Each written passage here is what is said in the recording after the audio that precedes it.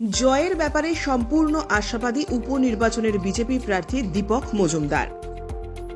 আগামী 19শে এপ্রিল আগরতলা 7 রামনগর বিধানসভা কেন্দ্রের উপনির্বাচনকে সামনে রেখে বুধবার আগরতলা ওবিসি কর্পোরেশন অফিস সংলগ্ন এলাকায় মানুষের বাড়ি বাড়ি জোরদার ভোট প্রচার করলেন আগরতলার 7 রামনগর বিধানসভা কেন্দ্রের উপনির্বাচনের বিজেপি প্রার্থী দীপক মজুমদার।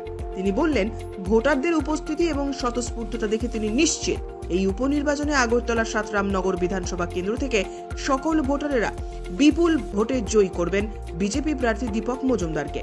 তিনি এবং আগরতলার 7 রামনগরবাসীর বিভিন্ন সমস্যার সমাধান করবে বলে অঙ্গীকারও করেছেন। আজকে কৃষ্ণনগরে ল্যান্ডমার্ক ক্লাব এলাকায় আমরা বেরিয়েছি বাড়ি বাড়ি। আমাদের সঙ্গে কার্যকর্তারা আছেন।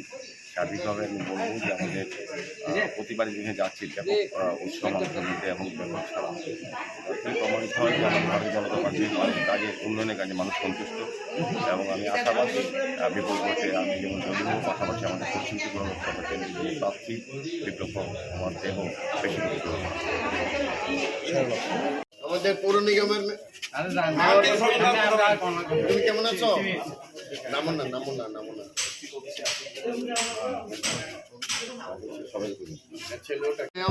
দীপক মজুমদার একটু আশীর্বাদ করবেন।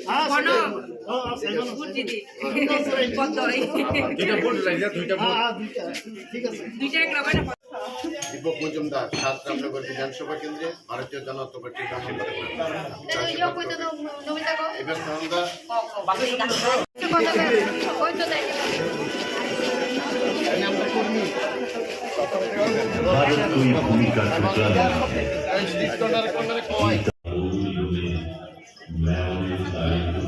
পাইছে